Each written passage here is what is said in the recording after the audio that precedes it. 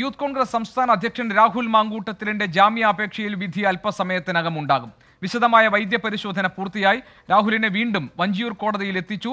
രാഹുൽ മാങ്കൂട്ടത്തിലിന് ഗുരുതര ആരോഗ്യ പ്രശ്നങ്ങളില്ല എന്നാണ് റിപ്പോർട്ട്. രാഹുലിന്റെ ആരോഗ്യസ്ഥിതി മോശമാണെന്ന് പ്രതിഭാഗം വാദിച്ചിരുന്നു. ഇതേ തുടർന്നാണ് വിശദമായ പരിശോധന നടത്തിയത്.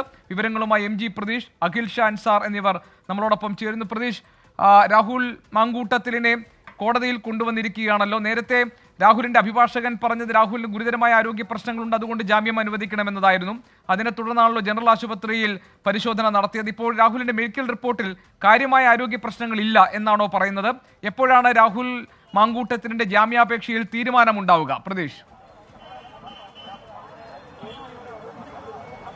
ഗോപികൃഷ്ണൻ, കോടതി നടപടികൾ അതിന്റെ അവസാന ഘട്ടത്തിലേക്ക് കടക്കുന്നു എന്നതാണ് നമുക്ക് മനസ്സിലാക്കാൻ കഴിയുന്ന കാര്യം. മജിസ്ട്രേറ്റ് ജഡ്ജ്മെന്റ് എഴുതിക്കൊണ്ടിരിക്കുന്നു എന്നതും നമുക്ക് ഈ നിമിഷം പുറത്തു വരുന്നുണ്ട് വിവരം. എന്തായാലും ഈ പരിശോധനാ ഫലമാണ് ഈ കേസിൽ ഏറ്റവും നിർണായകമാകുന്നത്. കാരണം ഈ പോലീസിന്റെ അറസ്റ്റിൽ ഉൾപ്പെടെ രാവിലെ മുതൽ വളരെ നാടകീയത, അസാധാരണമായ സംഭവം നിറഞ്ഞു നിന്നിരുന്നു.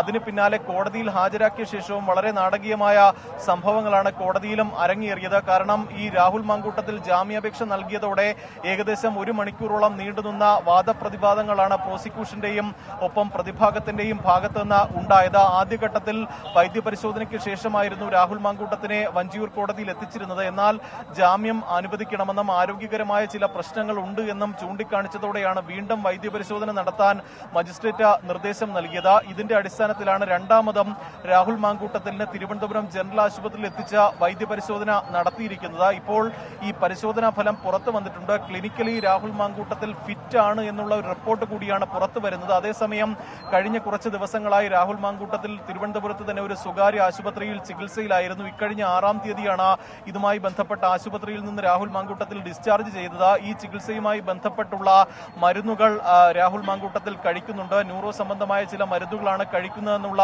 വിവരവും നമുക്ക് ലഭിക്കുന്നുണ്ട്. ഈ റിപ്പോർട്ടുകളടക്കം വിശദമായി പരിശോധിച്ചുകൊണ്ടാണ് മജിസ്ട്രേറ്റ് വിധി പ്രഖ്യാപനം നടത്തുക. എന്തായാലും ഈ വൈദ്യപരിശോധനാ റിപ്പോർട്ട് ഏറെ നിർണായകമാകും. കാരണം രാഹുൽ മാങ്കൂട്ടത്തിനെ സംബന്ധിച്ച് ഏതെങ്കിലും തരത്തിൽ തുടർ ചികിത്സ ആവശ്യമാണ് എങ്കിൽ കോടതിക്ക് ജാമ്യം അനുവദിക്കാം. മാത്രമല്ല ഈ കഴിക്കുന്ന മരുന്നുകളുടെ സവിശേഷതകൾ ഉൾപ്പെടെ പരിഗണിച്ചുകൊണ്ടായിരിക്കും അത്തരമൊരു നടപടി കോടതി സ്വീകരിക്കുക. കാരണം കോടതിയിൽ എത്തിച്ചാൽ ഈ തുടർ ചികിത്സ സാധ്യമാകുമോ, മരുന്നുകൾ കൃത്യമായി കഴിക്കാൻ കഴിയുമോ, അതിലേതെങ്കിലും തരത്തിൽ മറ്റ് ക്രമീകരണങ്ങൾ വേണമോ എന്നതടക്കമുള്ള കാര്യങ്ങൾ പരിശോധിക്കുന്നുണ്ട്. മറിച്ച് ഗുരുതരമായ ആരോഗ്യ പ്രശ്നങ്ങളില്ല, മറ്റ് സ്വാഭാവികമായ കാര്യങ്ങൾ മാത്രമേ ഉള്ളൂ എങ്കിൽ മജിസ്ട്രേറ്റിന് വേണമെങ്കിൽ റിമാൻഡ് നൽകാം. അത്തരത്തിൽ എന്തായാലും ഈ വൈദ്യപരിശോധനാ ഫലം ഈ കേസിൽ വളരെ നിർണായകമാകുമെന്നതാണ് നമുക്ക് മനസ്സിലാക്കാൻ കഴിയുന്ന കാര്യം. മറ്റൊന്ന്, ഈ കേസുമായി ബന്ധപ്പെട്ടുണ്ടായ വാദപ്രതിവാദങ്ങളാണ്. ആദ്യഘട്ടത്തിൽ പോലീസ് വളരെ പെട്ടെന്ന് തന്നെ നടപടിക്രമങ്ങൾ പൂർത്തിയാക്കാനായിരുന്നു തുടക്കം മുതൽ ശ്രമിച്ചിരുന്നത്. പക്ഷേ ഈ കോടതിയിൽ ഹാജരാക്കിയതോടുകൂടി തന്നെ ജാമ്യാപേക്ഷ നൽകുകയും വാദപ്രതിവാദങ്ങൾ നീണ്ടുപോകുന്ന